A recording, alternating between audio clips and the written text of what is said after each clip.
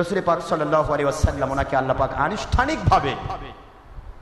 আনুষ্ঠানিকভাবে পৃথিবীর কোন নবী রাসূলকে আল্লাহ পাক দিদার দেননি।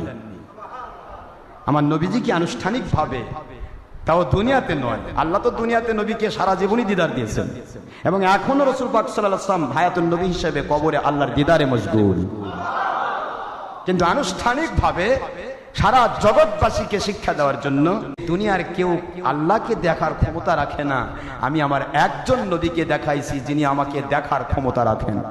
রাআইতু রাব্বি আযজা ওয়া জাল্লা ফি আহসানি সূরাতিন। আমার নবীজি বলেন আমার মালিককে আমি তা উত্তম সূরতে দেখেছি। আর কেউ দেখছেন নাকি আপনারা? তো নবী আমাদের মতো যে সবাই তো বলেন নবী আনা বাশারুম মিসলুকুম, আমি তোমাদের মতো মানুষ। আপনারাও দেখছেন না উত্তম সূরতে আল্লাহ দেখছেন। মুসা আলাইহিস সালাতু ওয়াস সালাম দেখতে চাইছিল